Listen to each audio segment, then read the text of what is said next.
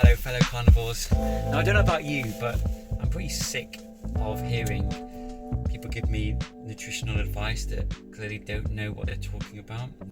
And I'd like to share with you today what Medichecks, this laboratory, came back to me in terms of their guidance and advice as to my diet.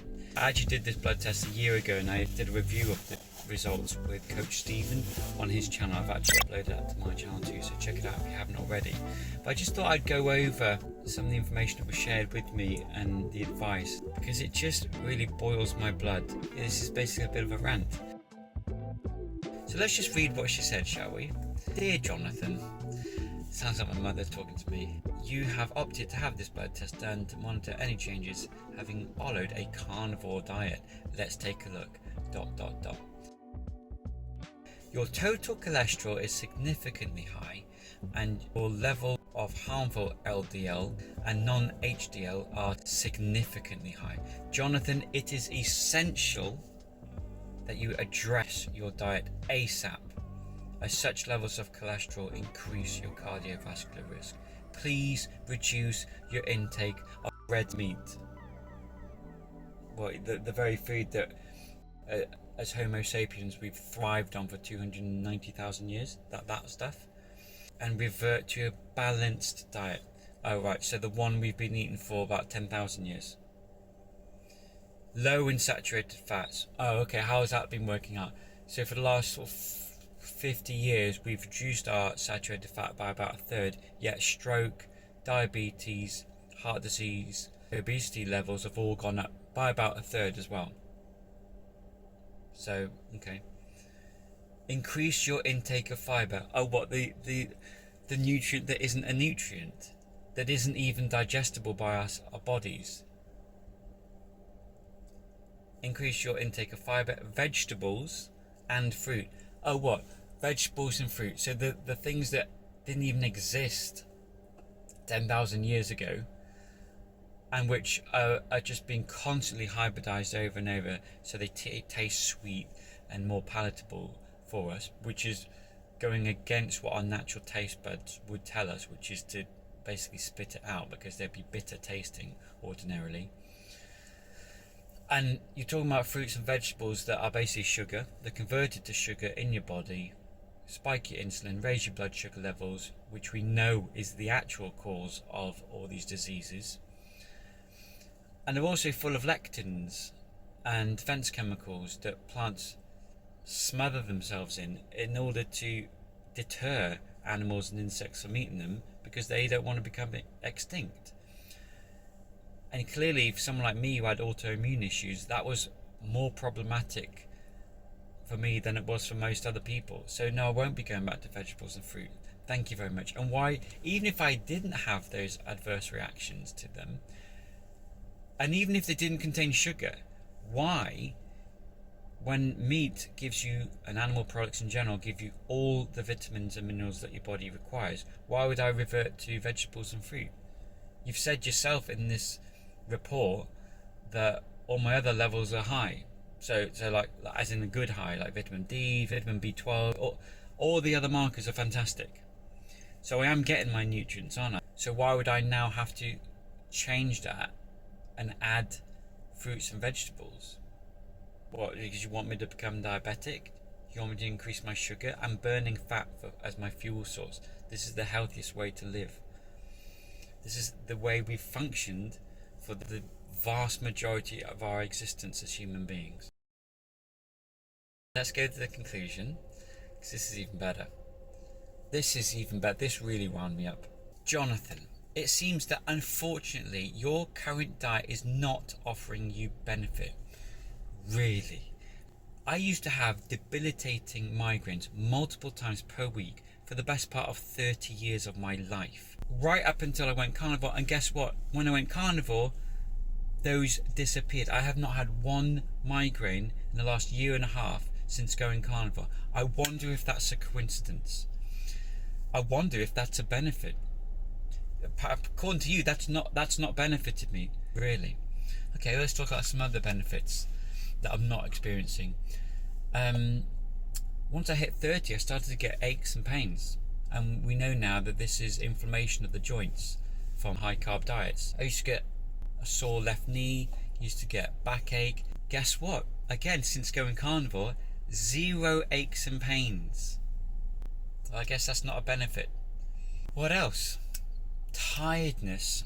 Gosh. Once I hit my 30s or even late 20s, I remember just feeling sluggish the whole time. I would go to bed at night, I would feel like I'd ran a marathon. When I'd wake up in the morning, on top of the aches and pains, I'd feel tired, just mentally, just exhausted. Now I'm bursting with energy. Day after day, no matter how hard I push myself. You guys all saw my video last week. I smashed my Royal Navy fitness test in 5 minutes flat, beat everyone in that room. And yet, how is that possible? I could never have done that in the past on a high carb diet. No way. And by the way, when I say a high carb diet, I wasn't eating a crappy, unhealthy diet. I was a poster boy for these very nutritionists. I was eating fruit and veg. I was reducing my red meat intake. I was eating lean chicken and turkey, bacon. If at all, I would smother my smoothie in superfoods like spirulina, chia seeds. I'd shave turmeric in there. I'd get ginger in there. I'd put banana, blackberries, raspberries, blueberries. I was on multivitamins. I would squeeze an orange in there as well. I would even put kale in there. I was the poster boy for what healthy eating ought to be. And not only did I put myself in the hospital with a kidney stone from doing that, it inferred no benefit whatsoever. So talking of benefits, the old diet was not serving me. This diet certainly is. And the benefit that this diet currently offers me is a world from what I used to experience. So I reject your statement. Let's talk about the other one, which I think is really important, brain fog. So again, as I entered my late 20s, I felt sluggish mentally as well as physically. I felt like I couldn't always focus or couldn't always concentrate, couldn't always find the words. My brain just wasn't functioning as fast as it once did. And I guess I told myself, well, this is kind of part of aging, but at the age of like 28, 29, 30, that's clearly not normal. And yet, like many have experienced on the carnivore diet, once going carnivore, I felt really sharp mentally, and I've continued to ever since. So basically, Big Pharma has captured the medical industry and the nutritional industry. They run all the studies, they fund all the studies that are skewed to deliver them a particular set of results, and then they share those results with these professionals and say, look, this medicine will bring down this number, that medicine will bring down that number, and this is what you should prescribe. And just made them all pill prescribers. So forget any critical thinking, forget looking at the patient and assessing and listening to what they're saying, listening to what the symptoms they did once feel in their life that were debilitating, and hearing how this diet has completely transformed their life, and instead just narrowly focusing on this one number that says cholesterol and determining that, well, because that says that and it's above a certain threshold, in spite of all the other evidence that you've just given me, I'm telling you that's the wrong diet for you. But I've concluded they are wrong. So anyway, let me know if anyone else has been through the same scenario. I've heard many stories online or people posting in the comment section where they've been to their doctors and they've just been screamed at, basically told to stop taking risk and that their diet is dangerous, that it doesn't compute. Isn't it time that the medical industry revisit what cholesterol actually means? After all, I mean, look at these communities. Their diets are anywhere between 60 to 75% all made up of saturated fat, and yet not only are they not suffering loads of heart disease and all other manner of diseases, but they're actually thriving, and they've got the lowest rates of heart disease in the whole entire world.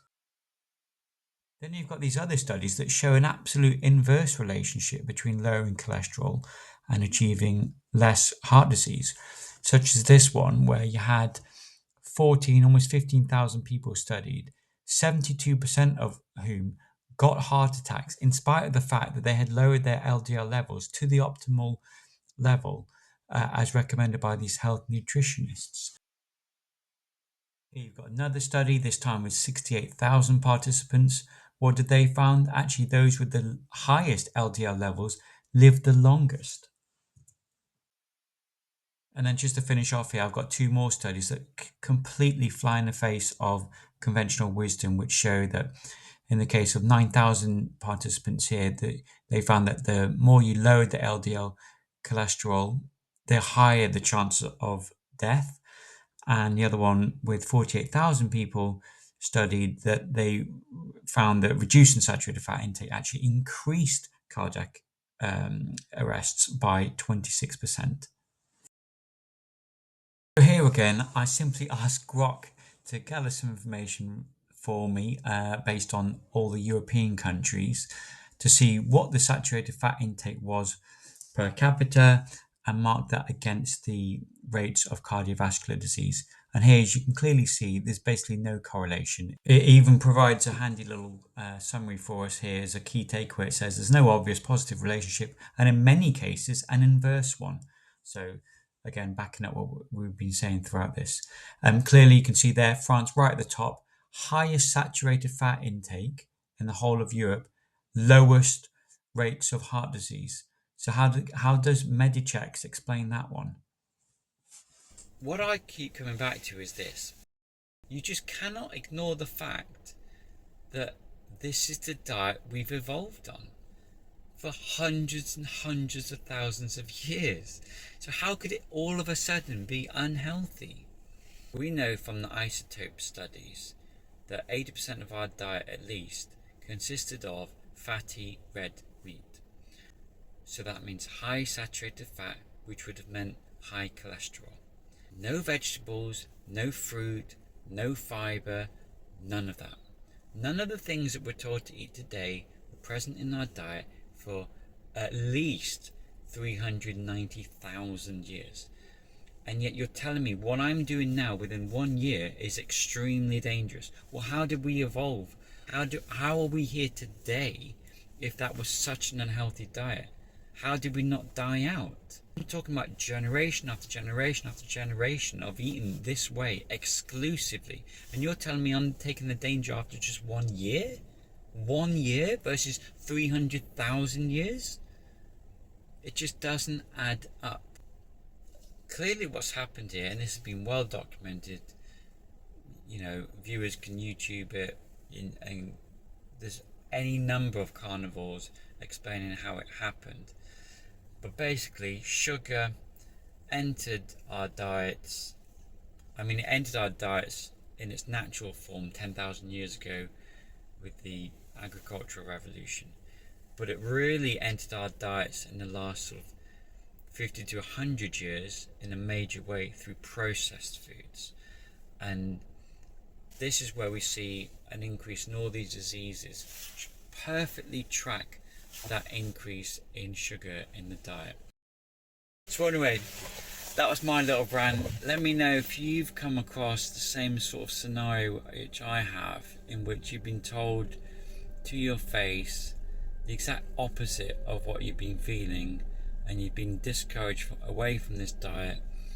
But hopefully, if you're still watching this video, you've stuck with it and you're still in the game and you're still on carnivore. So that's it for the school run rant this morning. I shall draw stumps, bring it to a close, and see you in the next video.